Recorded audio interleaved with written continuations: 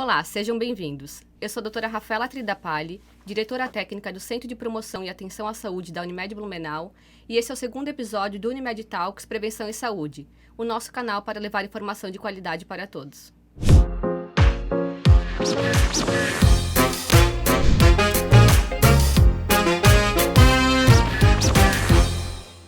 Você sabia que no Brasil o câncer de mama é a principal causa de morte por câncer da população feminina, seguido do câncer de cólon e reto, que é o câncer de intestino, e do câncer de colo de útero? Tanto as medidas de diagnóstico precoce quanto preventivas são muito importantes para reduzir a mortalidade por câncer. É por isso que hoje nós convidamos 2 colegas médicos especialistas com amplo conhecimento da área para conversar um pouquinho mais sobre a importância do diagnóstico precoce e das medidas preventivas relacionadas ao câncer na mulher. Sejam muito bem-vindos, doutora Kátia Beckhauser e doutor Sandro Reichel. Obrigada, Rafa, por esse convite, para a gente poder compartilhar um pouco, né? E trocar um pouquinho figurinhas, informações aqui a respeito desse tema que é tão importante.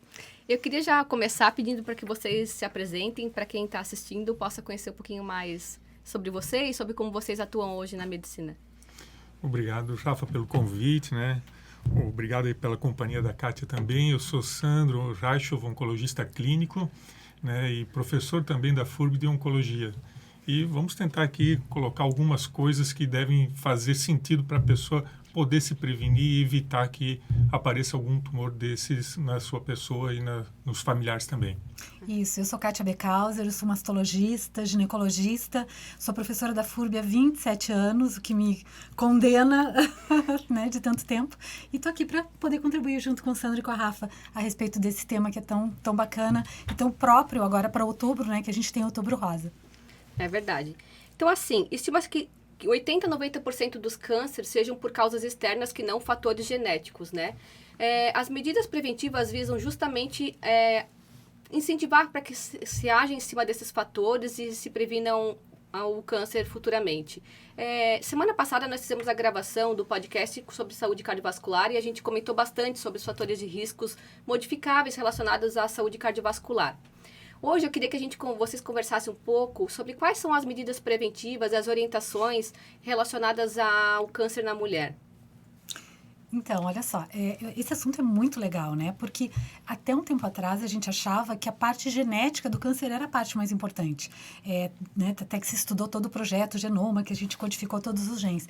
E hoje a gente sabe que, na verdade, 5% dos cânceres de mama tem uma tendência genética, tem um gene mutado. Mas 95% dos cânceres de mama são hábitos de vida, são hábitos saudáveis de vida. Então, a gente tem cada vez mais enfatizado a importância disso nas pacientes, né? A gente sabe que alimentação saudável, então a gente diz que tem alguns alimentos que são fatores que tem fator de proteção do câncer. A própria Sociedade Americana de Prevenção de Câncer sugere que a gente oriente proteína, né, porque é da proteína que a gente faz os nossos protetores, né, os nossos linfócitos T, né, os T-killer. É importante a gente então usar as proteínas de alto valor de qualidade, então salmão, os peixes vermelhos, né, atum, mesmo os peixes brancos são mais saudáveis do que teoricamente a carne vermelha ou mesmo o frango, que tem muito hormônio, né, muito conservante. É importante verdura verde escura, né? É importante a gente ter também a alimentação baseada em grãos, em todas essas nuts. Exato, as nuts, que são as nossas castanhas, os cereais tipo aveia, chia, quinoa, tá? Que são também mais saudáveis. Frutas, a gente sabe que a romã tem uma substância muito legal para a prevenção do câncer de mama. Tá? Então, sempre que a gente encontrar uma romã, comer romã, né? Tentar, não é fácil, Não né? é fácil. Ano novo, né? A gente já tem 2 motivos para comer romã no ano novo, né? Prevenir do câncer de mama, principalmente, e ainda ter mais sorte no ano que vai vir. Talvez pela prevenção e pela saúde. Então, basicamente isso, assim, as verduras, as frutas vermelhas, né? Que tem bastante oxidantes, e a romã é uma delas, né, por conta dessa substância a mais. E assim, e evitar os embutidos, menos as coisas com De muitos uma maneira geral, conservantes. para até De uma todos os forma geral. tumores, né? Aham. Para todos. Intestino, Tem né? um trabalho bem legal do Instituto Karolinska que fala sobre os embutidos e o câncer de pâncreas, né? Então, que você aumenta o risco de câncer de pâncreas. E aqui na nossa região, a gente tem uma alimentação bem erradinha, né? Assim, a gente tem muita gordura, que piora, que também é fator de risco. A gente come muito embutido, salsicha, linguiça. Então, E a tudo gente isso acaba sente piorando. isso que em outros tumores, não só das mulheres, também com pâncreas, colangiocarcinoma, que é tumor de vias biliares, isso tem uma incidência maior na nossa região. Isso é explicado pela dieta Provavelmente. também, né? Também nunca é nada isolado, né? Além da alimentação, cuidado também. Não usar álcool em excesso, né? Exato. Cigarro também, porque às vezes as pessoas pensam que fumar é apenas com tumores de pulmão ou de orofaringe, mas não, mama também pode influenciar. Bexiga também. Bexiga né? também. Então, muitas coisas a população em geral sabe, a não ser esses detalhes do tipo de alimentação que a Exatamente. doutora Kátia apresentou, que é muito interessante, É né? muito legal. Mas, de uma maneira geral, atividade física, pouco consumo de álcool, não é que é proibido tomar álcool, mas reduzir. O recomendado, se eu puder contribuir, é assim, ó, você pode tomar no máximo 50 ml de vinho tinto ao dia. Tá? Se você vai beber mais, 50 ml é aquele fundinho de cálice, né? Aquela Só- dosezinha. é do Só degustador, pra né? provar. E o Só vinho, pra né? provar. E vinho, né? Porque o vinho também tem os estanóis. Suco de uva também é legal, Sim. que eu não tinha comentado. Mas é 50 ml. E assim, ó, se você vai beber mais, no máximo 2 vezes por semana. Tá? Não mais do que isso. É o que o CDC americano, né, recomenda. Com relação à prevenção, né, Rafa? Até um paciente uma vez chegou e falou isso. Qual a medicação que eu posso fazer? O que eu posso ajudar para tentar melhorar ou prevenir alguma doença? Aí eu falei, atividade física. Aí ele olhou assim, não tem um remédio mais fácil? É verdade. Então, às né? vezes, as pessoas É. querem uma coisa, alguma fórmula mágica, mas não. Talvez Não o dia a existe. dia, né? Exato. Uma vez quando eu comecei a publicar algumas coisas no meu Instagram, eu fiz um post que era sobre que existe uma fórmula mágica. Então eu ia falando todos os benefícios, que reduz o risco de câncer, melhora a saúde cardiovascular, melhora a qualidade de vida no futuro. E no final, você compraria essa pílula? Era uma pergunta que eu fazia, mas no final das contas era o exercício físico. É. Porque se a gente for levar em consideração, ele traz muito benefício para a saúde em todas, acho que todas as áreas, né? Então, assim, e em relação a câncer, principalmente câncer de mama, que é o mais frequente, então, obviamente, o mais estudado, a gente sabe que se você tiver que indicar uma única mudança de hábito que possa prevenir o câncer de mama, o único que tem nível de evidência, né, científico comprovado é a atividade física. Só que aí a gente diz assim, você faz atividade física? Faço. Isso que eu ia falar agora. E quanto? Então, 2 vezes por semana, acham que é suficiente. Assim, eu faço musculação todos os dias. Não. Atividade física para prevenção de câncer de mama, eu falo do de mama porque é o que a gente estuda, né? Acaba sendo para todos, pra né? tudo, Isso né? é o bem-estar no organismo. Exato. Né? Assim, são 4 vezes por semana, tá? E assim, e você precisa fazer fortalecimento da musculatura, então é importante fazer musculação ou pilates, mas precisa ter atividade aeróbica. É o aeróbico Bem que protege, associado. sabe? E o aeróbico, ele tem que ter, então, a atividade física, ela tem que cumprir 3 papéis, tá? Ela tem que dar fortalecimento, tá? Ela tem que baixar a tua massa gorda e melhorar a tua massa magra, então você tem que trocar gordura por músculo, tá? Mas ela tem que ser prazerosa, ela tem que ser divertida. Então, você ir pra academia e ficar lá Triste. puxando ferro, Não dá. sofrendo de assim, eu vim na força do ódio. Força do ódio causa câncer, pessoal. Tem que ir. Então, ache que alguma gostar. atividade que você fique bem. E aí, os esportes coletivos, né, Rafa? Beach É. tênis, dança, tudo que te faz rir, te faz brincar, te faz sair de lá com a alma lavada, são os exercícios que, além de promover, né, a melhora física, também melhoram a parte emocional, libera radical livre, produz endorfina, serotonina, e é o que faz com que a gente viva mais tempo. Sem dúvida, né? Seria Não ótimo. é fácil seguir, Não, mas não é fácil. É uma indicação, É uma né? Mas eu acho que a gente não precisa começar tudo de uma vez, Sim. né? Exato. Então, assim, como orientação para as pessoas que assistem, às vezes é começar devagar. E justamente isso, às vezes não vai gostar da primeira atividade, então buscar uma outra atividade, convidar alguém para fazer alguma coisa junto. Até que sinta Sim, prazer em né? fazer Aham. aquela atividade. Até que comece a sentir o prazer com maior e que vai frequência. gostando. E assim, quando você gosta da atividade, você tem algum parceiro que te acompanha, você fixa mais. Aham, né? Você vai sem mais. dúvida. Tem um dia que É. você não tá muito afim, mas consultório- aí, não, vamos lá. No consultório, geralmente eu falo isso. E o seu marido ou sua esposa estão acompanhando? Não. tenta ir junto, porque aí um incentiva o outro no dia que está menos com vontade, né? Vamos dizer assim, o outro incentiva, isso é legal para um casal. É verdade. Essas atividades em grupos, né? Em relação, eu queria que tu falasse um pouco em relação à amamentação, porque algumas mulheres não conseguem amamentar, claro, algumas têm uma opção de não amamentar quando têm os filhos, mas a gente sabe que a amamentação, ela não vai só ajudar o bebê e a criança, ela também tem um fator protetor. Sim.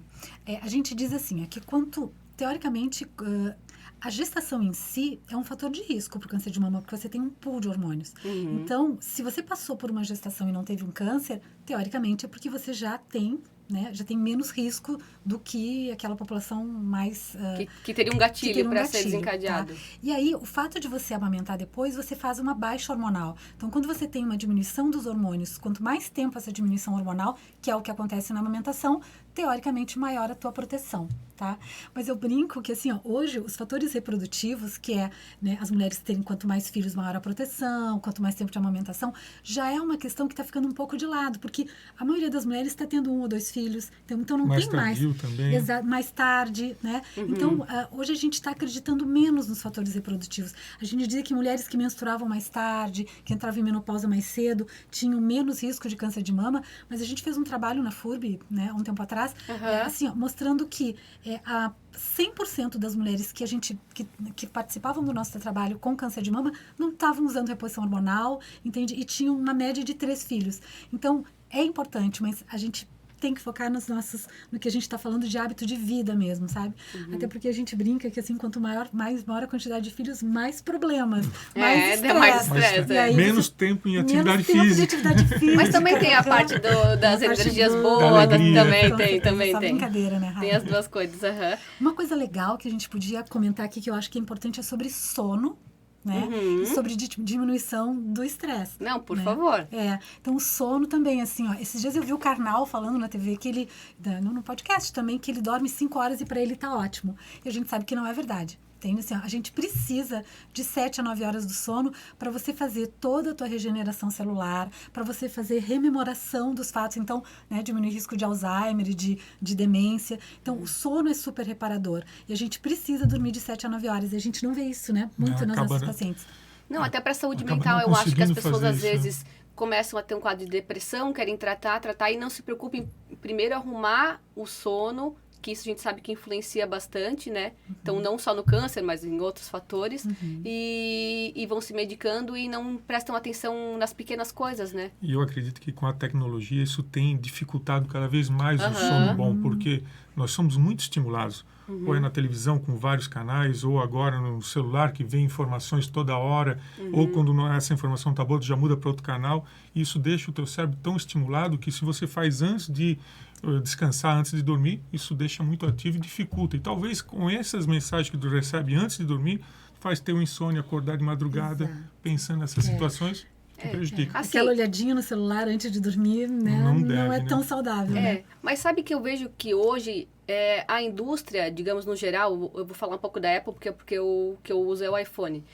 Eles têm agora, hoje em dia, uns mecanismos que nos ajudam um pouco disso. Então, eu cadastrei um horário que era o horário de dormir e o horário que eu quero acordar, mais ou menos. Eu fiz então, isso 40 minutos antes, ele já começa a apagar o celular. Já é mais difícil para eu desbloquear o celular para mexer nele. Já pensando nisso, já pensando nessa preparação para o dormir, né? Eu fiz isso também, porque ele te permite colocar exatamente quanto tempo você quer dormir. Isso! Qual é a tua média de sono? Porque não é igual, né? Assim, para você pode ser 7, eu fico bem com 8 horas e meia de sono. Então, eu tento colocar lá e tento cumprir esse eu também fico bem com umas 8 horas, eu acho. É bem não legal, dá sempre, porque eu tenho criança pequena, acordo na madrugada, mas se fosse assim um mundo ideal, eu acho que seria isso.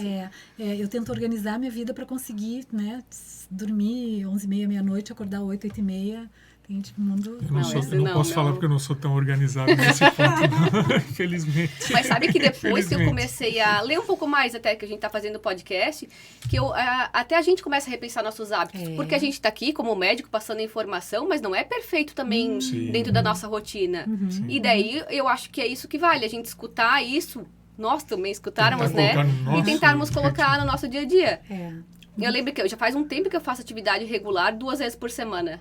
a médica disse que tem que ser mais, é claro. Então, eu comecei mais uma vez. Porque eu acho que também, quando começa a atrapalhar muito a rotina, é mais fácil tu ir pro zero, né? Sim, então, exato. fui introduzindo aos poucos. Claro, a minha meta é aumentar. Então, mas eu também sou uma pessoa que eu não fico muito deitada no sofá. Que isso que eu também gostaria de falar. Não é só a atividade física em si, mas eu acho que é o comportamento sedentário, de ficar muito tempo sentado na frente da TV, na frente do computador. E tem muitas profissões que hoje em dia favorecem a isso, né? Verdade. Então... O pessoal trabalhando em home office, né? Muito tempo sentado. Isso também é engraçado, porque o do iPhone, eles têm um negócio, está na hora de você levantar e dar uma caminhada. Daí eu caminho ali, daí fala, agora você ganhou mais um tempo que pode ficar sentado. Então é interessante, porque hoje em dia, por mais que a tecnologia veio para atrapalhar um pouco, se você aproveitar, tem muitas coisas que eles também estão trazendo para incentivar até essa rotina mais saudável, movimentação. Até porque é uma questão de responsabilidade deles também, né? Porque eles estão vendo o quanto eles são responsáveis pelo bem-estar das pessoas, já que eles entraram na vida das pessoas e para ficar, né? A gente não consegue imaginar mais. É um segundo cérebro o celular, né? A gente falou ali que, às vezes, do sono, a pessoa acha, 5 horas pra mim tá bom. Eu vejo isso um pouco parecido com a obesidade, né? Às vezes a pessoa pensa, tenho peso um pouco acima, mas eu tô bem, tô saudável. Quando, na verdade, a gente sabe que a obesidade também é um fator de risco também. De risco, né? Também. Não obesidade, sobrepeso, né? Assim, aliás, a partir do sobrepeso já, né? Exatamente. A Sociedade Americana de Prevenção, ela fala que, teoricamente, a gente deveria pesar para, assim... Primeiro, né, assim, a gente não vê obeso de 90 anos, né? Então, quando a gente fala em envelhecimento, em retardar envelhecimento e ter um envelhecimento saudável, sem câncer, sem doença cardiovascular, que são os principais fatores de a gente, né, sair dessa vida mais cedo, a gente deveria pesar 2 quilos a menos que o nosso peso ideal. Pode ver que todas as pessoas de 90 anos que a gente conhece são magrinhas. São magrinhas. Estão bem até. Minha sogra está com 89, entende? Pesa 49 quilos, é uma coisinha lindinha. E ela sempre teve, sempre magrinha, sempre magrinha. É engraçado, porque no hospital também internam muitos pacientes com uma faixa etária mais alta, assim, né? E a gente observa que, às vezes, uns pacientes que se saem melhor, digamos, no envelhecer, porque acho que é isso, o envelhecer não é... O bom do envelhecer é quando você envelhece com músculo, com saúde, menos dependente das pessoas, né? Cabeça, né? Boa, com a cabeça boa. Então, todas essas pessoas já tiveram uma vida com comportamento mais relacionado à atividade física, cuidar da alimentação e tudo isso. Então, a gente comentou um pouco antes de começar a Oktoberfest, que está chegando, né? Qual que é a relação das doenças sexualmente transmissíveis e o câncer? Por exemplo, o câncer de colo de útero. O câncer de colo do útero é o segundo câncer mais frequente em mulheres, né? Câncer ginecológico, né? É mama e depois colo. E é justamente isso, né, Rafa? A gente sabe que tem hábito de vida também, né? Porque se você for desregrada, se você não se alimenta bem, você vai ter uma queda da tua imunidade e vai poder fazer qualquer tipo de câncer, né? Sim. Sandro pode comentar sobre isso. Mas a gente descobriu que existe um gatilho, que é você, em alguma relação sexual não protegida, adquirir o HPV, que é um vírus, entende? Que ele entra na célula, muda o DNA da célula e inicia o processo de uma doença maligna. Então, preservativo, ainda que a gente, né, que seja controverso, mas a gente sabe que ele protege, né, não só de gestação, que é o que a gente também quer, né? Nasce muita criança em junho, né? Depois da outubro, no junho, 9 meses depois, mas a gente também vê um aumento de doenças sexualmente transmissíveis e de, né, pegar HPV por conta de relações não protegidas. É interessante que o HPV, aqui é colocado o foco sobre a saúde na mulher, né? Mas o HPV também tem aumento da incidência em outros tipos de tumores. Tumores de pênis, canal anal e principalmente agora orofaringe. Tem aumentado significativamente o câncer de orofaringe por causa de infecção de HPV.